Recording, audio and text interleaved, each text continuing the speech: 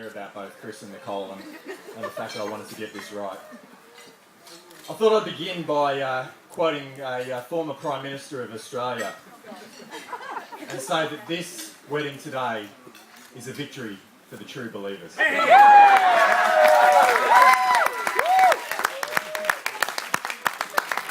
is a victory for those of us who believe in fairy tales, for those of us who are willing to accept a little magic in our lives, and for those of us who have faith that love conquers all.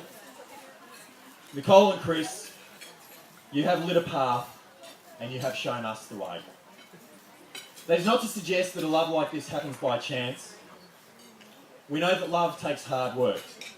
We know that great magic requires a lot of preparation, and we know that fairy tales don't just write themselves.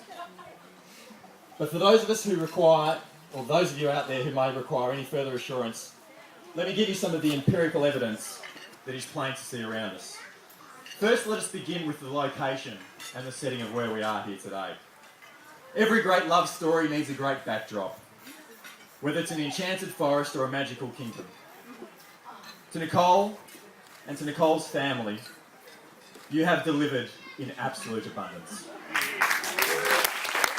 This is a spectacular setting. And for those of us who have travelled to be here, you have completely and utterly blown us away. I've been fortunate enough to meet and to have some discussions with a few of the members of Nicole's family, in particular some of her cousins. And I think I'm beginning to understand that the magic of this setting goes beyond purely the physical beauty that we actually see around us. This is clearly a special place to Nicole and to Nicole's family. I've heard tales of summer holidays that have been spent here, of Thanksgiving dinners that the family has had together, and of wonderful times that Nicole's family have spent here at Lakeside Lodge. What I'm beginning to understand is that in hosting us Aussies as we've come across here represents more than just opening up your homes to us, but opening up a place that holds some of the most cherished memories in your heart. And that shows a true, incredible generosity of spirit. And it's with that in mind that I'd ask you, if you have your glasses in front of you, to please raise a toast to our hosts.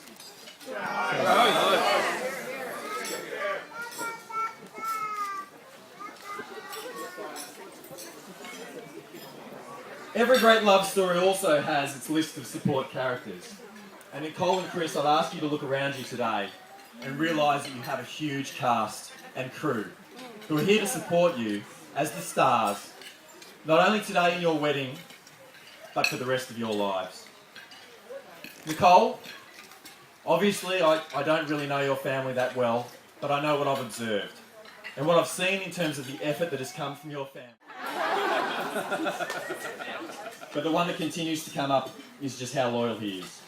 If this love story required a loyal and a noble knight, or dare I say it, a king, then Nicole, look no further than the man who is seated next to you today. In Chris, you have someone with incredible honesty and integrity. Someone who sees the best in his family, in his friends, and in those that he loves, and encourages everyone around him to be the best that they can be, and who stands by them at their worst. He's also a man with an incredibly tender, kind heart, a man of great sensitivity, and anyone can see that in the way in which he relates to his nieces and how much they love him. And the same can also be said for my own daughter Juliet, and how much Chris has shown her in love as his godfather to her. And that built upon the fact that I'd already had him as the best man at my wedding. So Chris, you've been a great guy for so many years, and thank you so much. We're on that island continent formerly known as the convict colony of New South Wales. We look forward to many, many years of friendship and good times together. Nicole, never doubt for a moment that we love you and everything that you mean to Chris. And finally, as wonderful as you are as individuals separately, it's your coming together as a couple that truly is amazing. And boy, what a journey that's been for you. Every great love story has its tale of adversity, but triumph over it. Whether it's Romeo and Juliet coming from the different side of the tracks, or Cinderella battling to meet her Prince Charming.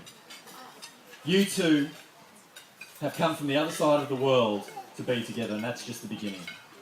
You've conquered distance in the name of love. You've both made incredible sacrifices in the name of love. And you've both shown incredible determination in the name of love. And what I would say is that the magic of what we have here today lies actually not in something that is driven by fate or chance, but in the most practical of things. Here you are. No distance could keep you apart. No bureaucratic restraint could keep you apart. And sure as heck, no Hurricane Irene was going to keep you apart. So in wrapping up, let me just say, in line with the fairy tale theme that I've delivered here, you two will live happily ever after. Not because of fate, not because of luck, but because of how you came together and how much work and dedication you've shown to the love you have for each other and what you did to lay the foundations of your marriage together once upon a time.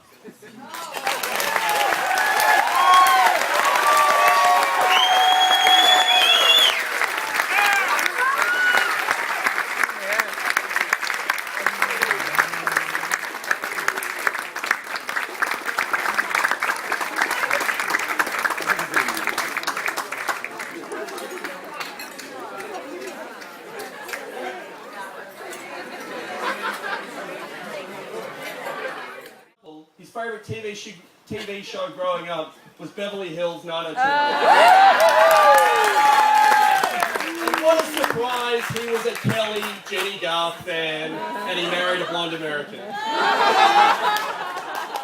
To the point where he plastered his entire wall with Jenny Garth posters. That's embarrassing. His favourite sport. And Dad, I'm sorry, he might tell you he loves the Carlton Blues, but his favourite team is the LA Lakers. His favourite sport is basketball. And the reason for that, though, is when he tries to kick a football, he looks like a baby giraffe trying to walk for the first time.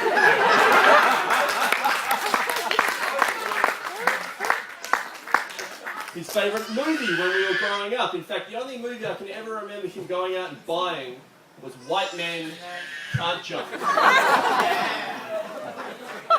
And one time I came home from a party. Okay, it was an ice cream stall. And Chris is there on the couch watching White Men Can't Jump in a Larry Bird Celtics singlet, a backwards hat, pants that would fit a 400-pound man, and white sneakers. Chris, that is the whitest moment you have ever had in your life.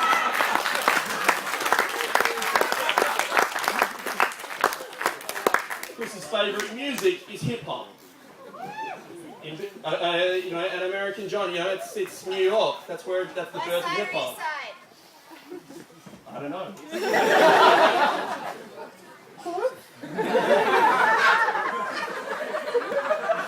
And his favourite rapper, it could be Eric B. and Rakim. It could be someone really cool, but no, it's Will Smith.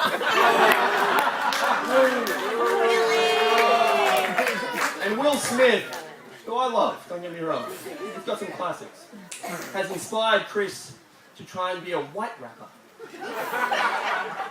And every time there is a, christening, karaoke competition, 30th, 21st, whatever you have, Chris will get up on the microphone and rap, boom, boom, shake the room. Whether you want him to or not. Actually, do you know what? I take it back. That is you at your whitest. And in terms of food, Chris, don't get me wrong, he comes across as a bit suave and intelligent and all that sort of stuff. But really, you could put, Mongolian, Asian, French fusion food from per se in front of him. But I really suspect at the end of the day, all he wants is a cheeseburger and fries from McDonald's. To the point that when he had his jaw wired after having it broken, he decided, I still need to get my Macca's fixed. That's what we call, Macca's is what we call McDonald's in Australia. I still need to get my Macca's fixed, so how can I do that? Because I can't chew. Oh, I know what I'll do. I'll buy 2 cheeseburgers, fries, and a chocolate thick shake. I'll put them in a blender.